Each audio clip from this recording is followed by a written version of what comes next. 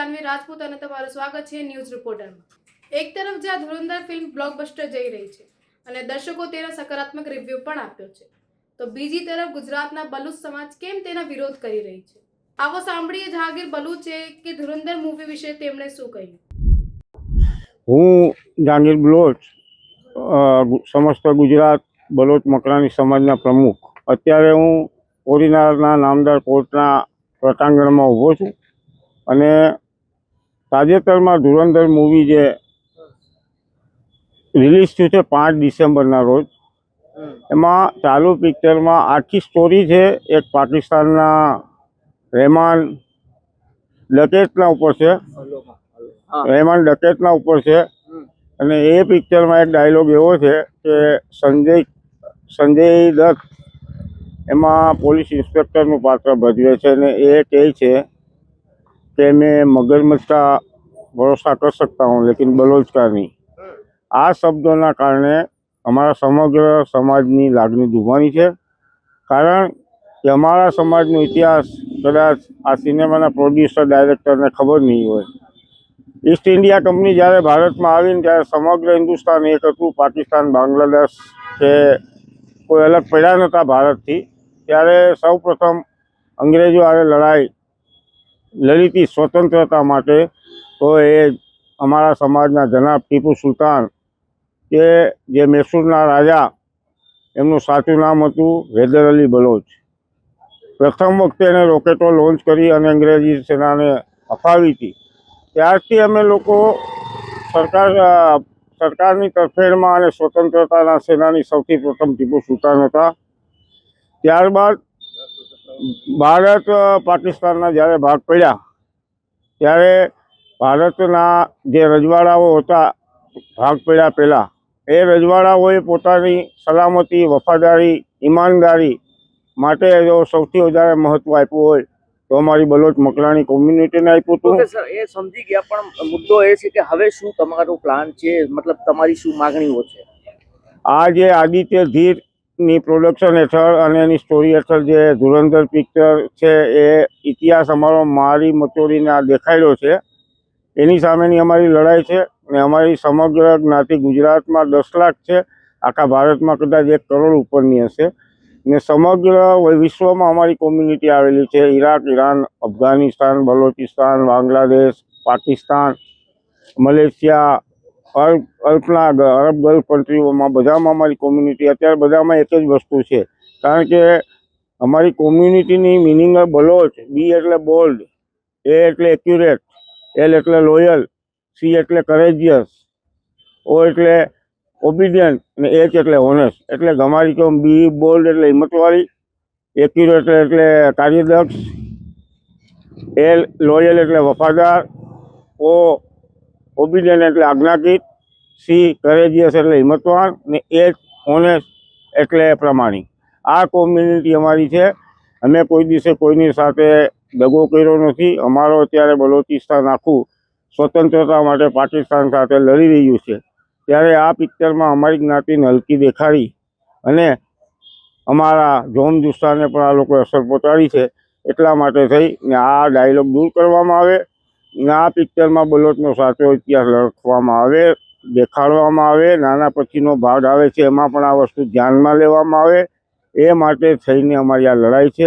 આ લડાઈ અમારી ત્યાં સુધી નહીં રૂકે કે જ્યાં સુધી આ ડાયલોગ નહીં નીકળે પિક્ચરમાંથી। અને બીજી વાત કહું કે આ વિવિધ વંટોળા, વિરોધનો વંટોળ તો આખા ઇન્ડિયામાં નહીં પણ ઓલ વર્લ્ડ લેવલે અત્યારે ફેલાઈ રહ્યો છે। ત્યારે આ મૂવીમાં જે સંજય દત્તનું પાત્ર બતાવ્યું છે, એ પાત્રએ અમારી જ્ઞાતિ માટે જે કોમેન્ટ કરી છે, એ કોમેન્ટ જો ડિલીટ નહીં કરવામાં આવે તો અમે કાલે જુનાગઢ એસપી સાહેબને આવેદનપત્ર આપશું। ગઈકાલે અમે અરજી આપી છે તાલુકા પોલીસ સ્ટેશનમાં ને હવે પછીના કાર્યક્રમો અમારા એ હશે કે અમે નામદાર ઉચ્ચ ન્યાયાલય, ગુજરાત હાઈકોર્ટ અથવા આપણે દિલ્હી સુપ્રીમ કોર્ટ સુધી અમારી જવાની તૈયારી છે।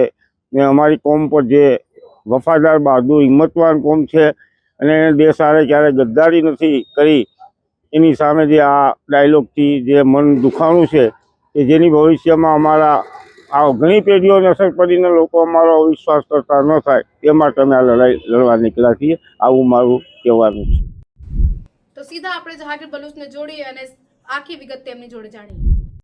તો આજે આપણી સાથે જોડાયા છીએ જહાંગીર બલુચ.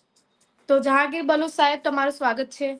તો સાહેબ, મારો પ્રથમ સવાલ એ છે કે જે ધુરંધર ફિલ્મને લઈને ગુજરાતમાં બલુચ સમાજે જે પણ વિરોધ કર્યો છે તે શા માટે થઈ રહ્યો છે? મેડમ, બલોચ સમાજના ઇતિહાસ વિરુદ્ધની વાતો કરી છે અને આ પિક્ચરમાં પાકિસ્તાની પોલીસ ઇન્સ્પેક્ટર બનેલા સંજય દત્તે એક ડાયલોગ એવો બોલ્યો છે કે મગરમચ્છ કા ભરોસા કર શકતે લેકિન બલોચ કા નહીં. એટલે અમારી કોમને છે ને બિન વિશ્વાસુ કોમ જાહેર કરી છે આ ડાયલોગથી. પણ સાહેબ, જે એટલા ફિલ્મ માટે છે તે તો મનોરંજન પાત્ર છે, તો આના માટે આટલો વિરોધ કેમ? મેડમ, આમાં ખાલી અમારી કોમ્યુનિટી નહીં પણ અમારી આખા વર્લ્ડમાં અમારી કોમ્યુનિટી છે ને એને આ પિક્ચરમાં એ લોકોએ અમારા ઇતિહાસ કરતા વિરુદ્ધમાં રજૂ કર્યું છે. કારણ કે અમારી કોમ્યુનિટી પાકિસ્તાનની સામે લડાઈ લડી રહી છે સ્વતંત્રતાની, અને અમારી કોમ્યુનિટી છે એ અમે ભારતના તો ભારતની સરકારને વફાદાર છીએ, પણ ભારતની સાથે પણ અમારી બલોચિસ્તાનની કોમ્યુનિટીને સારા સંબંધ છે. પણ એ આ પિક્ચરમાં છે ને એનાથી ઉલટું દેખાયેલું છે, એટલા માટે વિરોધ કરી રહ્યા છે. અને મનોરંજનની વાત સાચી છે, પણ મનોરંજનમાં કોઈ એક વ્યક્તિને ટાર્ગેટ કરે, આખી કોમ્યુનિટીને ટાર્ગેટ કરી છે ને એટલે અમારો વિરોધ છે.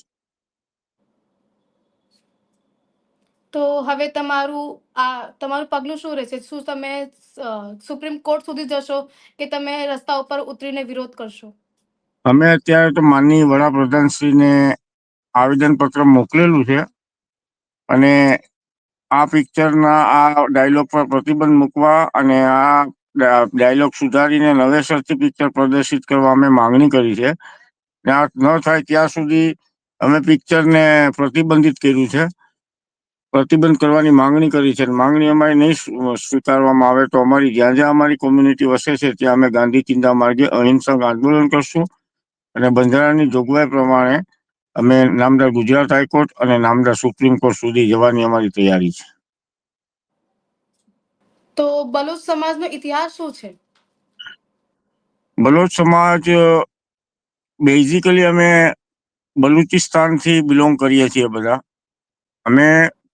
અમારું રજવાડું હતું મૈસૂરમાં. ટીપુ સુલતાન હતા એ પણ એક હૈદર અલી બલોચ અને પહેલા સ્વતંત્ર સેનાની હતા કે જેણે અંગ્રેજો સામે લડાઈ લડી હતી. એટલે અમારી કોમ પહેલેથી લડાયક, ખર્ચલ, વફાદાર, પ્રમાણિક છે. એટલે જ્યારે અખંડ ભારત હતું ને ત્યારે બલોચિસ્તાનમાંથી અમારા લોકોને અહીંના લોકલ રજવાડાઓએ તેમની સલામતી, સુરક્ષા અને વિશ્વાસ માટે થઈને તેમની સાથે લાવ્યા હતા અને હમણાંના લોકોને જાગીરો પણ આપી હતી રજવાડાઓએ. એટલે બેઝિકલી અમે આવ્યા છીએ જે રજવાડાઓની સલામતી સાથે અને જાગીરો આવી છે એનું રક્ષણ કરવા માટે. એટલે અમારી કોમ આશરે 450 થી 500 વર્ષ પહેલા જ્યારે રજવાડાઓમાં અસ્તિત્વમાં હતા ત્યારથી જ આવીને વસી છે. અને ભારત સ્વતંત્ર થયા પછી અમારી કોમ્યુનિટીએ ભારત સાથે રહેવા નિર્ણય કર્યો હતો. એટલે અમે લોકો પાકિસ્તાન સાથે જોડાયા નહોતા જે તે વખતે. એટલે કંઈક અંશે આ વસ્તુઓ પણ અત્યારે જે આ પિક્ચરમાં ચિત્રિત કરી છે ને એ આની વિરુદ્ધની છે. તમે કીધા એમ પ્રમાણે બલુચિસ્તાન પાકિસ્તાન સામે સંઘર્ષ ચાલી રહી છે બંને વચ્ચે. તો શું સંઘર્ષ ચાલી રહી છે? બલુચિસ્તાન છે ને એક સ્વતંત્ર પ્રાંત હતો પ્રથમ. જ્યારે અખંડ ભારત હતું ત્યારે બલુચિસ્તાનનો અમુક ભાગ અફઘાનિસ્તાને લઈ લીધો, અમુક ભાગ પાકિસ્તાને બલુચિસ્તાનને પોતાનામાં ભેળવી દીધું. અને ત્યાં ત્યારે લોહિયાર જંગ પણ થયો છે. અમારા સમાજના લોકોની પાકિસ્તાન મિલિટરીએ કતલેઆમ પણ કરી છે. અને અમે લોકો પ્રત્યક્ષ તો ત્યાં અમે લડાઈમાં એની સાથે નથી, પણ સમગ્ર દુનિયાના બલુચિસ્તાનની આ સ્વતંત્રતાની લડાઈમાં અમે તેમની સાથે છીએ.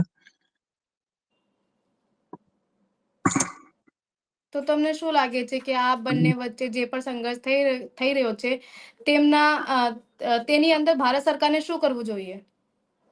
ભારત સરકારની પ્રત્યક્ષ પરોક્ષ રીતે તો બલુચિસ્તાનના જે નેતાઓ બલુચિસ્તાનના પરંગણામાં જે લોકો છે તે ભારત સરકારની સાથે જ છે. ભારત સરકારની સાથે સારા સંબંધો છે અને જ્યારે કોઈ પોતાની સ્વતંત્રતાની લડાઈ લડવા નીકળ્યું હોય ત્યારે નાના વિસ્તારને હંમેશા મોટો વિસ્તાર મદદ કરતો હોય છે.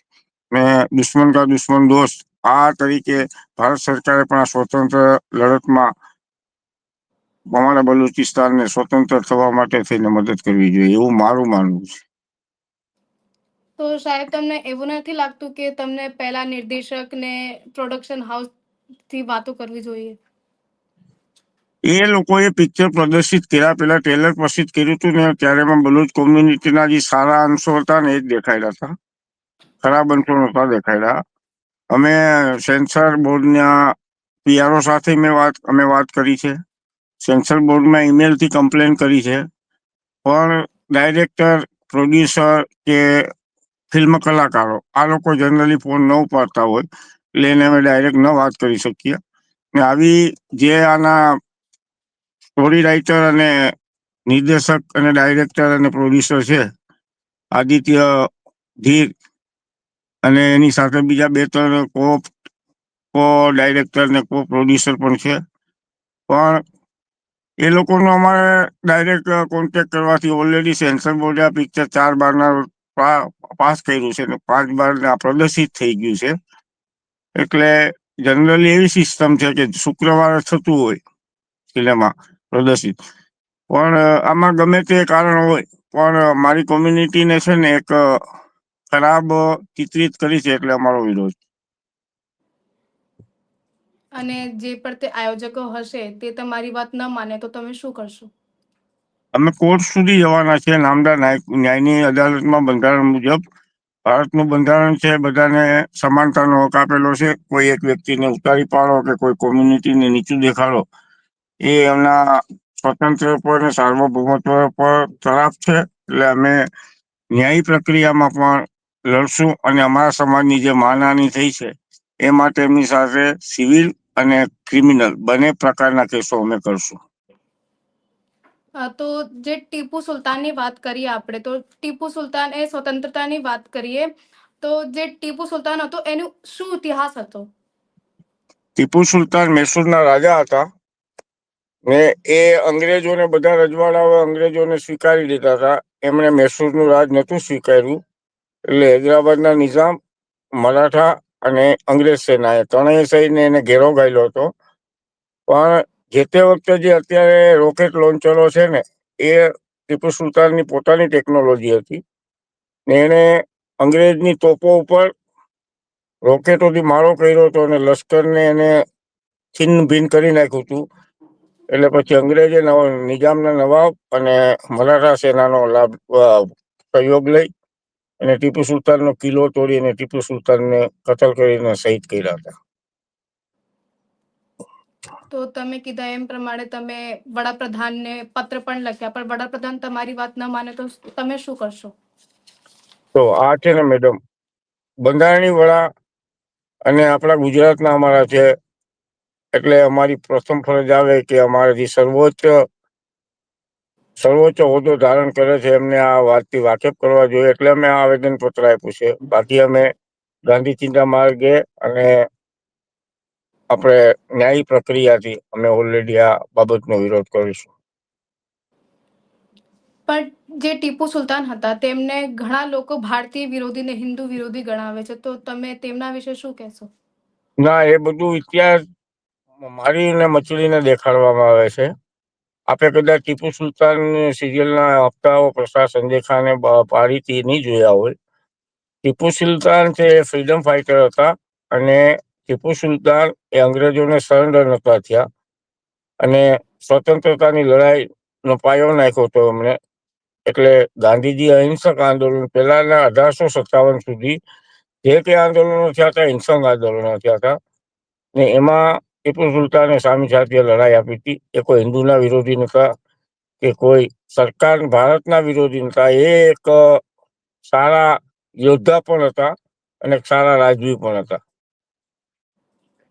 તો તમને એવું નથી લાગતું કે જે પણ ફિલ્મ છે તે મનોરંજન પાત્ર છે અને જે દરેક સમાજ રહે છે આપણા ગુજરાતમાં કે ભારતમાં તે દરેક ફિલ્મના વિરોધ કરે છે, તો એટલા માટે તો ફિલ્મ જ નહીં બની શકે ને? ના, એવું નથી. મનોરંજન કરવા માટે થઈ કોઈને આપણે કોઈનો હલકા ચિતરીને કોઈને હલકા દેખાડીને આપણે કોઈ પણ સમાજને નીચો દેખાડી અને મનોરંજન કરવાનું ક્યાંય બંધારણમાં નથી આપ્યું. ને આની પહેલા એક પદ્માવતી પિક્ચર રિલીઝ થયું હતું, એમાં રાજપૂત સમાજની આ લાગણી દુભાણી હતી, તો એમણે પણ આંદોલન કર્યું હતું. ને આ કંઈ અમારું પ્રથમ આંદોલન નથી. શિવાજી મહારાજના પિક્ચરમાં મરાઠા લોકોએ પણ એનો વિરોધ કર્યો હતો. શાહરૂખ ખાનના રઈસ પિક્ચરનો પણ મોટા ભાગે વિરોધ થયો હતો. એટલે અમે જે કે વિરોધ કરીએ છીએ એ અમારી આખી કોમ્યુનિટીને ટાર્ગેટ બનાવી એટલે અમે કરીએ. તો તમે બલુચિસ્તાન મુદ્દે શું કહેશો? અમે તો એક જ તરફેણમાં છીએ કે બલોચિસ્તાનના બલોચો છે એ 1947થી પાકિસ્તાન સરકાર સામે લડતા આવ્યા છે. તો એને જ્યારે પોતાનો વિસ્તાર સ્વતંત્ર થઈ જવું હોય તો એને સ્વતંત્ર કરવા માટે થઈ અને જેટલી તાકાતો શક્તિઓ છે એને મદદ કરવી જોઈએ. તો જહાંગીરભાઈ, તમારો ખૂબ ખૂબ આભાર અમારી સાથે જોડાવા બદલ.